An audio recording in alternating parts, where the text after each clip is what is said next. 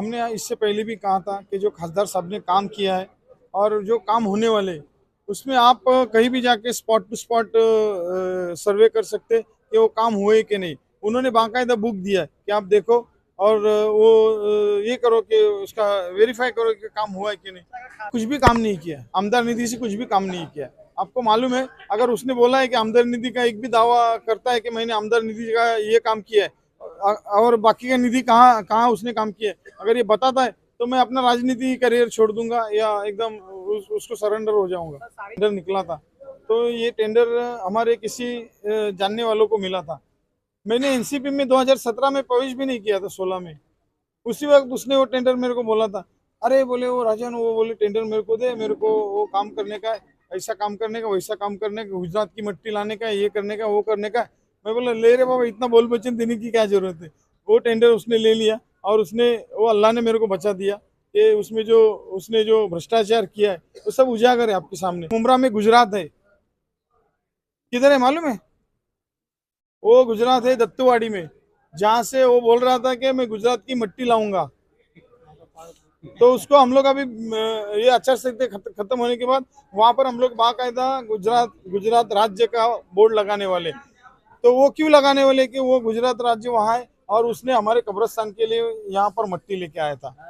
नहीं नहीं, मैनिफेस्टो बराबर है आपका। मैं बोलता हूँ कि ये जो उन्होंने पहले स्टेज में जो काम शुरू किए थे तो वो आज कंप्लीट होने में है और कुछ कंप्लीट हुए। तो वो मैनिफेस्टो है बराबर, लेकिन मैनिफेस्टो में जो अभी अभी का जो आपके पास मैं आपको बता सकता हूँ मेरे मोबाइल में बाकायदा उन्होंने जो निधि दिया है कौन से काम के लिए, और बाकायदा वो वर्कआउट स्टेज पे। वो तो हमारा बैड लक के एक बांगर साहब बदली हो गई उनकी, नहीं तो वो वर्कआउट होके हम लोग को काम शुरू करके आपको बता सकते हैं कि देखो एक खासदार साहब ने इधर काम चालू किया, खासदार साहब ने इधर काम चालू किया।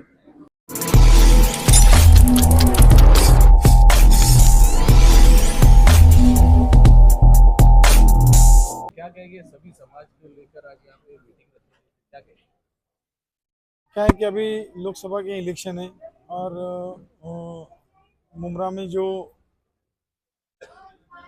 डॉक्टर श्रीकांत शिंदे साहब को 2014 में और 2019 में जो वोटिंग हुआ था तो बहुत खुश न करने वाली वोटिंग हुई थी।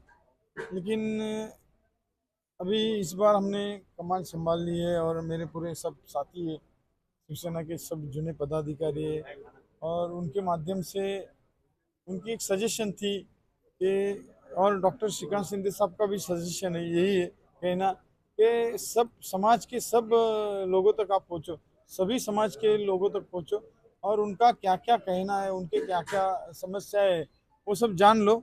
इसके लिए आज यहाँ पर हमने सभी समाजों के जो प्रमुख है उनको यहाँ पर बुलाया था और उनसे उनकी समस्याओं के बारे में जान लिया था।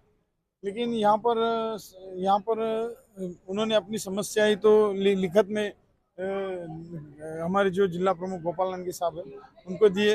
डॉक्टर श्रीकांत शिंदे साहब आने वाले थे लेकिन राज ठाकरे साहब आए थे और उनके साथ में वो थाना में कुछ मीटिंग के हिसाब से चले गए, वो नहीं आए। लेकिन उन्होंने यहाँ के जो कल्याण के जिला प्रमुख आदरणीय गोपाल नंदगी साहब उनको भेज दिया और यहाँ पर जो हमारे समाज के लोग जो आए हुए थे उनकी जो मांगे थी उन्होंने लिखत में उनके पास दे दिया है और उसके ऊपर डॉक्टर श्रीकांत शिंदे साहब एक अच्छा डिसीजन लेंगे और जल्दी वो उन समस्याओं को हल करने की उनकी पूरी कोशिश रहेगी। थोड़ा बहुल क्षेत्र है तो आप डोर टू डोर प्रचार करें, किस तरीके का रुझान लोगों का नजर आ रहा है? क्या है कि मुमरा, आपको एक बात बताना चाहता हूँ कि मैं 92 में हमारी मिसिस चुन के आई थी अपक्ष में और 97 में हम लोग अपक्ष चुनाव लड़ रहे थे। तो हमारे मिसेस का कांग्रेस वालों ने, कांग्रेस की टिकट न देते हुए कांग्रेस वालों ने इसका नगर से ऊपर रद्द कराया था। लेकिन 97 में हम लोग जब चुनाव के सामने गए तो वहाँ पर भी ये जातिवाद के मुद्दे आए हैं। ये आज का मुद्दा नहीं है, इतने सालों से हम जातिवाद का मुद्दे को झेल रहे कि ये शिवसेना है, ये देखो हवाई जहाज, पहले हम हवाई जहाज लेके लड़ते थे अपक्ष में तो वो दिखाते थे कि देखो ये हवाई जहाज जा रहा है, अब देखेंगे तो वो तीर कमान के जैसा ही दिखता है। ठीक है, अभी तो डायरेक्ट तीर कमान के सामने साथ में ही आए हैं हम लोग। और जातिवाद का मुद्दा तो हर हर बार उपस्थित हुआ है। अगर मैं समझता हूँ कि यहाँ पर जो हमारे मुस्लिम भाई है, अगर वो ना समझ होते तो मैं समझता हूँ कि मैं इतने सालों में जो 5 बार या 6 बार नगर सेवक बना हूँ, वो मैं कभी नगर सेवक नहीं बनता था। अगर मुस्लिम भाई अगर ये सोचते कि वो हमारी जाति का नहीं है, तो वो हमारे या उनकी जात वाला कोई है या उनके धर्म वाला कोई है, तो उसको वन साइड वोट करते थे। हम लोग का जीतने का कोई गुंजाइश ही नहीं होता था। तो यहाँ पर ऐसा नहीं है। यहाँ पर लोग समझदार है और उनको मालूम है कि यहाँ पर वोटिंग किसको करना है। अभी इससे पहले जो बात श्रीकांत शिंदे साहब की जो बातें थी या उनके जो काम थे, वो कोई घर घर पहुंचाने को नहीं जा रहा था। लेकिन आज हम लोग जब घर पे जाते हैं लोगों के और उनको हाथ जोड़ के कहते हैं कि डॉक्टर श्रीकांत शिंदे साहब ने उनका वो जो पर्चा है, वो उन्होंने जो काम किया है, वो काम जब उनको दिखाते हैं, ये यहाँ पर ऐसा नहीं कि जो उड़ान के माध्यम से जो 15 साल से उड़ान आई है, तो उसमें वो जो विकास हुआ है वो उड़ान में ही हुआ है। बाकी आप देखेंगे कहीं भी कलवा मुमरा में विकास नहीं हुआ। लेकिन डॉक्टर श्रीकांत शिंदे साहब का जो विकास है, बाकायदा वो बुक में छपा हुआ है और बाकायदा आप स्पॉट पे जाके देख सकते हैं कि वो विकास हुआ है क्या नहीं। तो ये जब हम लोगों को समझाते हैं, लोगों के साथ मतदाता जो मतदार या राजा है उनके सामने जाते हैं और उनको ये सब बातों को हम लोग कहते, तो उनमें भी एक रुझान होता है कि अभी उसके ऊपर भी उनको हम लोग सोचने पे मजबूर कर देते कि आपको विकास के साथ में जाना है कि जातिवाद के साथ में जाना है। तो लोगों का एक रुझान बन रहा है कि हम लोग विकास के साथ में जाएंगे। जैसे कि मैंने अभी थोड़ी देर में पहले कहा था कि मुमरा मुमरा में एजुकेशन के बारे में हम लोग डॉक्टर साहब से बात की है और डॉक्टर साहब ने कहा है कि ये हमारे मुमरा के जो स्कूल है उनको हम लोग एक अच्छा ये देंगे और वो भविष्य में अच्छी स्कूल हम लोग ये करेंगे। तो मैंने एक बात कही थी कि समझो कलवा है, खारेगांव है, थाना है या फिर पलावा है, यहाँ पर अच्छी अच्छी स्कूलें हैं। तो यहाँ यहाँ से लोग वो स्कूल में वो अपने बच्चों को भेजते, लेकिन वो आजू बाजू का कोई भी एरिया ऐसा नहीं है कि उनके बच्चे यहाँ मुमरा में पढ़ने को आते हैं। ये किसका फेलियर है? ये यहाँ का आमदार जो है उसका फेलियर है। क्योंकि अभी आप थाना जा सकते हैं स्कूल में आपके बच्चों को लेके, लेकिन थाना का कोई भी एक इंसान ऐसा मुमरा में अपने बच्चों को स्कूल में ले ला रहा है। तो इसका मतलब क्या है कि यहाँ पर जो शिक्षकों के लिए जो संघर्ष संस्था काम करती है, वो कहीं भी सक्सेस नहीं है। उन्होंने जो बच्चों को शिक्षा देनी है, यहाँ पर आपको 4 नोटबुक दी जाती है। पहले तो हम लोग फ्री बांटते थे, लेकिन 2009 के बाद हम लोग का सब ये राजनीति होने की वजह से हम लोग ये सब बंद कर दिया। लेकिन यहाँ पर आपको 4 नोटबुक बांटते, लेकिन आपके पास से कंपलसरी आपको वोटिंग कार्ड होना जरूरी है। और आपके 4 बच्चे हैं तो आपके 4 बच्चों को नहीं दिया जाएगा। आपका एक ही बच्चा है तो एक ही बच्चे को दिया गया, लेकिन उसकी शर्त ये रहती है कि आपके पास आपका वोटिंग कार्ड होना जरूरी है, आपका आधार कार्ड, बाकी आपका कोई भी आईडी प्रूफ जो कोई भी वो नहीं चलेगा, आपका वोटिंग कार्ड होना जरूरी। तो इस बात को आप ध्यान रखिए कि किस तरीके से यहाँ पर जो यहाँ के विधायक है, किस तरीके से यहाँ पर उनका काम चल रहा है और किस तरीके से हमारे लोगों को वो सुविधा दे रहे हैं, उस बात को भी आप देखिए ना। आप तो समझदार है, पत्रकार है, सब लोगों का ये भी कहना है कि अगर आमदार ने काम नहीं किया है तो खासदार की निधि से भी जो है मुंद्रा कलवा में जो है कोई विकास नहीं हुआ है। अगर समस्या की बात कर ली जाए तो मुंद्रा के पास हॉस्पिटल जो है तकरीबन 2009 से चालू है और इसके अलावा दूसरी समस्या जो है टॉरेंट की है।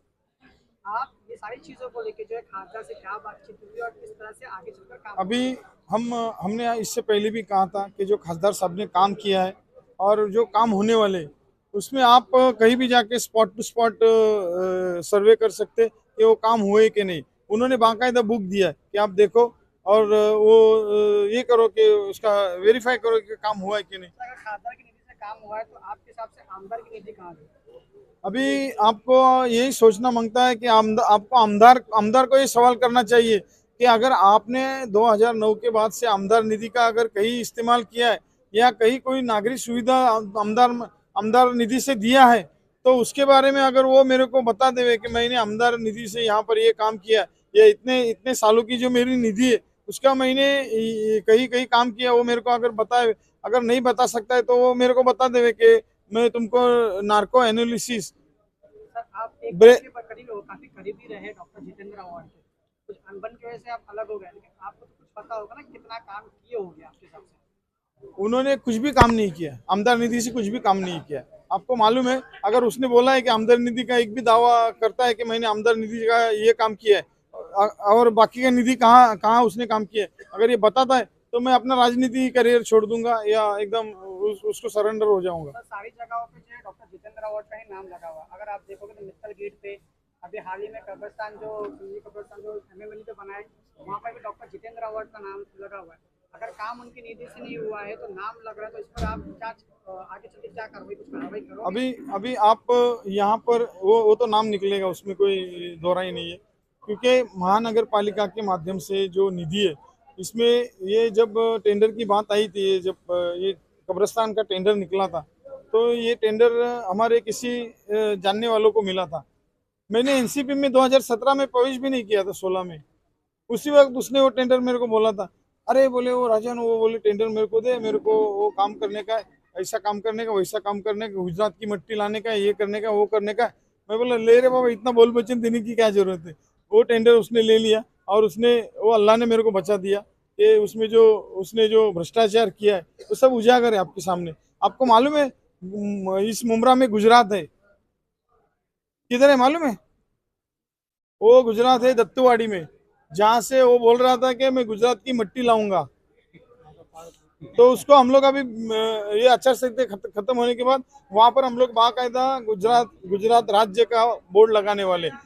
तो वो क्यों लगाने वाले कि वो गुजरात राज्य वहाँ है और उसने हमारे कब्रिस्तान के लिए यहाँ पर मिट्टी लेके आया था। ऐसा भी कहा जा रहा है, शहर में चर्चा है कि जो मैनिफेस्टो बनाया गया है उसमें मुमरा और कलवा का नाम जो है काफी कम जगह दिखाई दिया, उसको ये क्या कहते नहीं मैनिफेस्टो बराबर है आपका। मैं बोलता हूँ कि ये जो उन्होंने पहले स्टेज में जो काम शुरू किए थे तो वो आज कंप्लीट होने में है और कुछ कंप्लीट हुए, तो वो मैनिफेस्टो है बराबर। लेकिन मैनिफेस्टो में जो अभी का जो आपके पास मैं आपको बता सकता हूँ, मेरे मोबाइल में बाकायदा उन्होंने जो निधि दिया है कौन से काम के लिए, और बाकायदा वो वर्कआउट स्टेज पे, वो तो हमारा बैड लक के एक बांगर साहब बदली हो गई उनकी, नहीं तो वो वर्कआउट होके हम लोग वो काम शुरू करके आपको बता सकते हैं कि देखो एक खासदार साहब ने इधर काम चालू किया, खासदार साहब ने इधर काम चालू किया।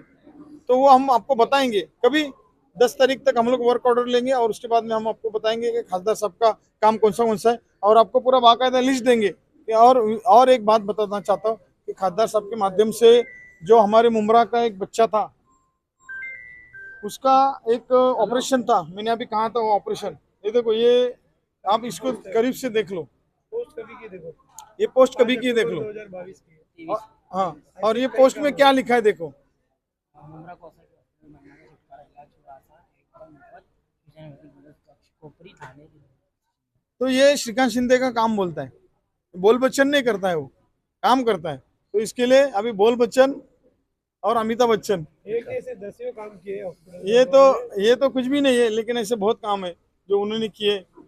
तो ये काम करने वाला इंसान है, इसको हमको आगे बढ़ाने का, इसको मजबूर करने का, हमारे ये डॉक्टर श्रीकांत शिंदे साहब है ना, इनको मजबूर करने का मुमरा में आने के लिए।